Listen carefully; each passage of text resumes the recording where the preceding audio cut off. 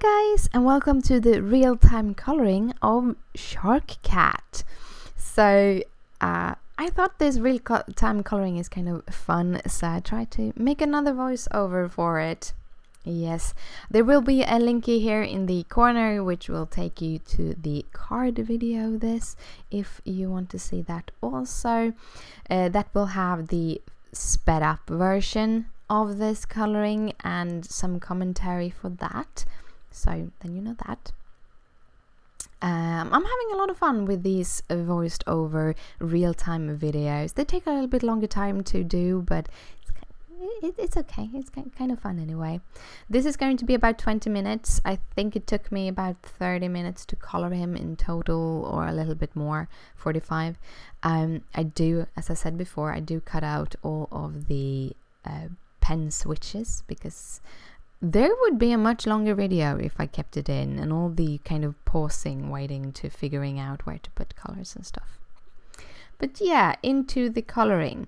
So I'm choosing to actually go in and do some shadow blocking in this time.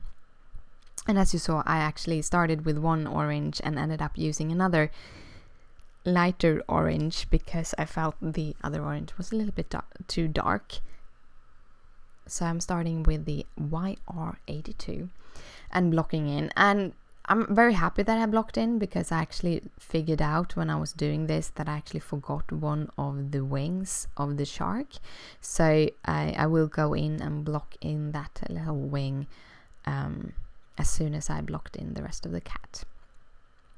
So when it comes to the shadows, as he's looking towards the right of the image, I thought it would be awesome to have the shadows kind of, or the light come from back or the top right corner.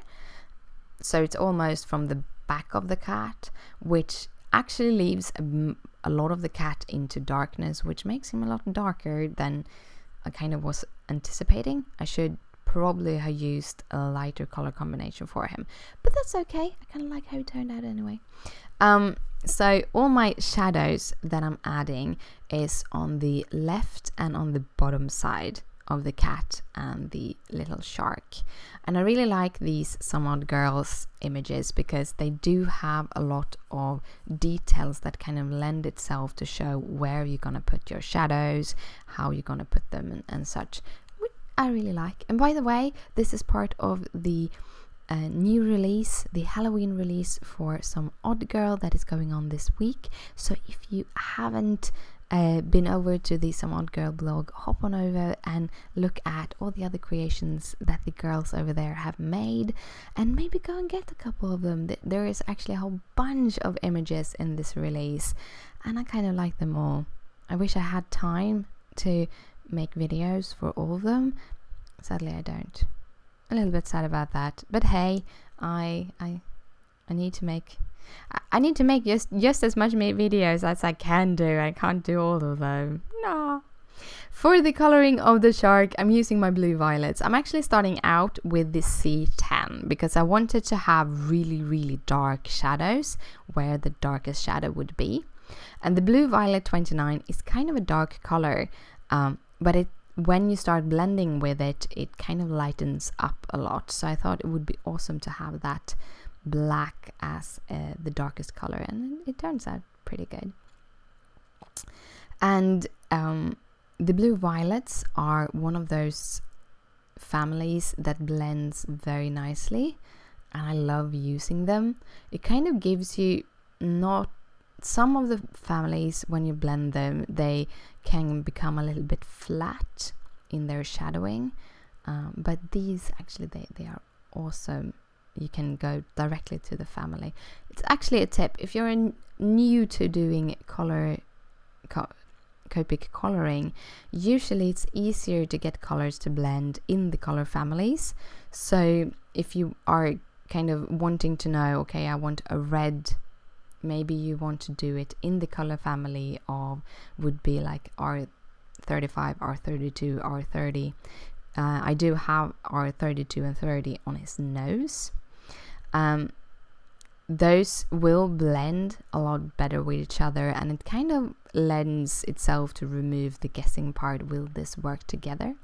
However, if you are a little bit have kind of past beginner and starting to become into intermediate colorist, I do recommend try mixing between the color families. Maybe get the Sandy Alnock hex chart. It kind of revolutionized my coloring, because you don't add the colors. It's just a hexagonal chart where you color in all the Copics you have, and then you can kind of choose colors based on colors being next to each other, or kind of jump a hexagonal between them, and you can get really cool shadowing effects that you might not have thought about before. So the hexagonal chart is an awesome thing. Really recommend that one, and I think it's like $5 or $6, something like that. It's not that expensive, and I use it every time I color with my Copics, every time. For the when I'm adding shadows here, you see I'm adding some shadows on the inner part of the little shark fin, so it looks like the shark fin is bending towards us. And I'm also adding the darker shadows on the belly of the kitty, around the belly of the kitty, on the bottom parts of those wings, just leaving a little bit of light on the top of the fins, because then you get that really big contrast between the dark parts and the light parts, and then you get more dimension. You build up dimension by contrast. If you use colors that are very close to each other in darkness or in value, then you will not get as much dimension as when you have them spread out. And that is also why I like using, instead of using like 3 colors, I use maybe 4 to 5 colors when I shade. And that is because that allows me to have a much bigger step between the lightest and the darkest, and still get a smooth blend. So you don't really need to use 4 or 5 colors when you're coloring, but I like not fighting with a blend, and I like having a very big difference in value from my lights and my darks. So yeah, that's how I think about choosing colors. For the teeth on the little shark, I thought he would have like a little bit dirty teeth, so I gave him teeth in the E40s. You could use light grays to shade the teeth. You can if you use the E50s, they get a little bit more yellowish. So the E50 and the E51, E53 for the darkest part, if you really want to have more dimension in the teeth. But I thought the E40s, kind of grayish tone, would be good for this Mr. Shark. For the kitty, I have used like a reddish tone, and this is where I might have gone lighter for the second kitty, because I felt that might have gone a little bit too dark in this color scheme. But anyhow, I kind of like the outcome anyway. I don't usually do this bright of red as a bigger part. I might do it on hair, and then mostly on straight hair, but I do have a couple of videos where I use this color scheme on hair. Also, I didn't end up using the lightest color, the one that I'm blocked in the kitty with. I don't end up using it because I added a little bit too much of the dark. And that is a risk. I probably should have gone much lighter with the dark from the beginning, because every time I go over it, I will extend the darkness a little bit more. And if I had gone a little bit lighter with the dark, then he would have turned out much lighter, and then probably would have space to have used the lightest of the colors, the YR82. But I'm going in here, I'm not thinking about trying to to give him fur at this moment. I am, however, doing like flicking motions, and this is because I know that this color scheme have a harder time blending, and if I'm very light with my coloring, then the blend is much easier to be done. If I'm pushing down on my marker and adding a lot of color at my first go, then it will be harder to blend, because the lighter what happening when you're blending, what you're doing is you're layering a lighter color on top of the dark color and lightening the darker color by pushing the ink into the paper. And when you add a lot of ink in the beginning of the darker colors, then it will be much harder to push that dark ink into the paper. So that is how the Copics work. They are alcohol based and they have pigment in them, and the alcohol will help the color to kind of seep into the paper. And this is why having a very dense paper, a paper that where the fibers are very stuck together, works better if you want to be able to layer a lot, which works totally different from if you look at color pencils. When you do color pencils, if you want to do a lot of layers with color pencils, which you might want to do if you have a lot less colors, because you can, when you layer them, you can build up colors that you didn't have in your arsenal. But then you want a paper that have a lot of tooth, and paper that have a lot of tooth are very often the fibers aren't stuck together that well. It's not that dense of a paper, so then you can layer a lot of pencil on top of it. But as it isn't dense, it doesn't really lend itself for Copic coloring. So you want a very dense paper like the Express-It paper, or as I'm using the Make It Crafty paper. Also there's a whole bunch out there you can use for this kind of coloring. If you want to do just Copic coloring. Now there is a paper that works kind of okay for both pencils and Copic coloring, and that is the Nina cardstock. And you can get the Nina from Simon Says Stamp. If you're in the UK, you can get it from Crafter's Companion. Their paper that they are using for their Spectrum Noirs is the Nina, or actually at least it was when I started coloring, because I started with the Spectrum Noirs, and they had the Nina as the paper they were using for their markers. So then you can use it both for markers and for your colored pencils.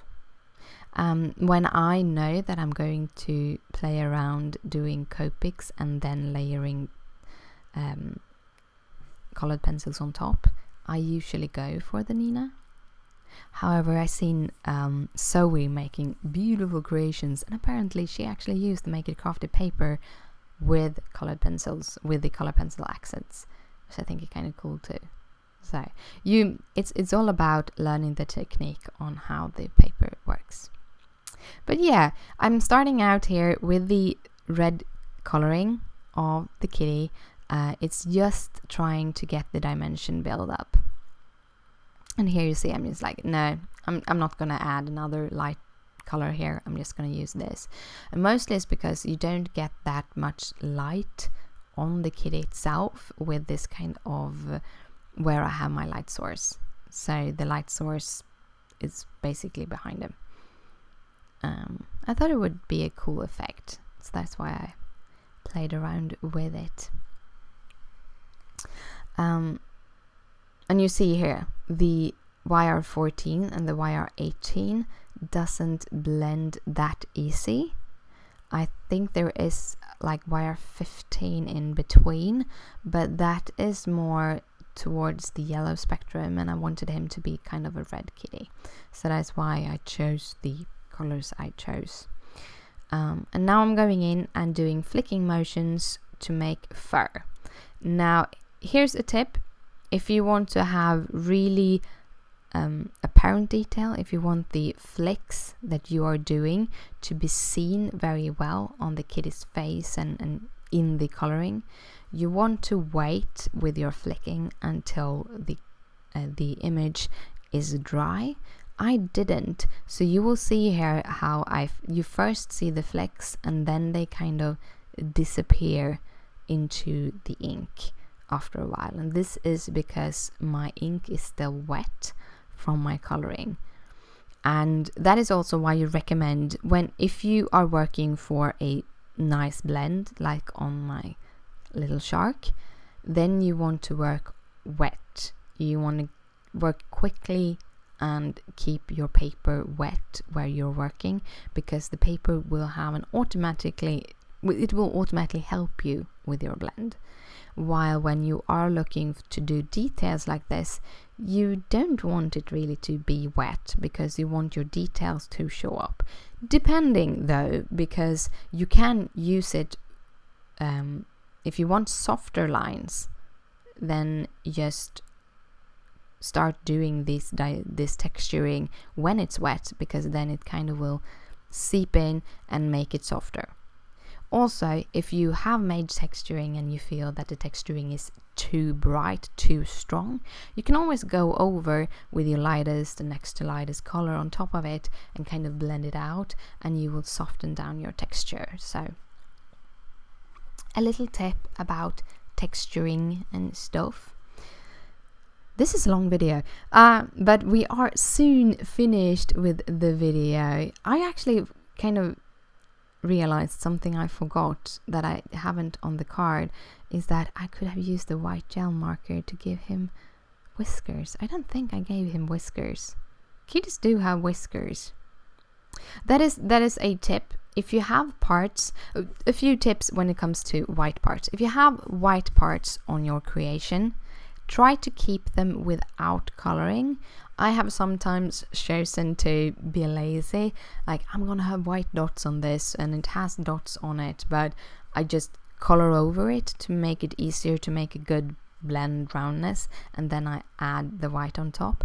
If you have light colors, that's okay, but if you go in with dark colors, you will see it through your white gel pen. It's not completely opaque.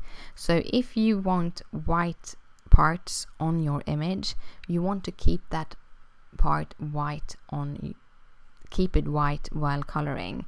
So if you wanted a white dot in the eye and not do it with the gel pen technique, you should keep it white. Then you can actually just go around the edges on it with the white, just to kind of make them a little bit straighter and make it look a little bit whiter.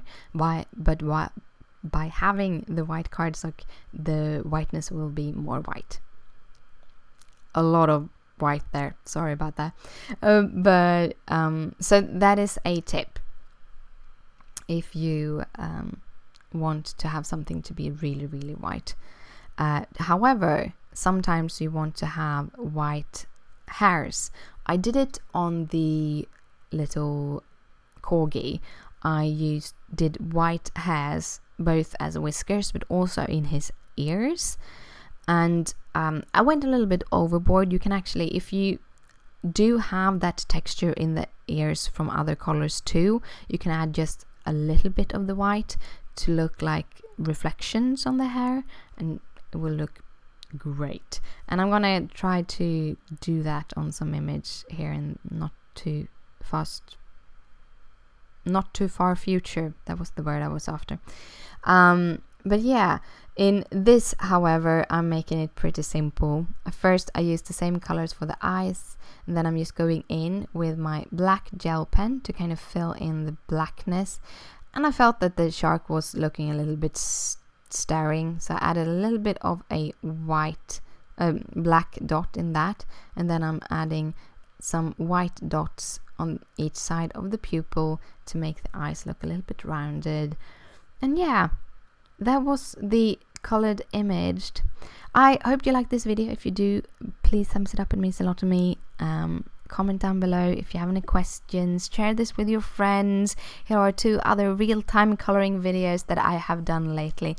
Thank you again for watching, and I'll see you later. Bye!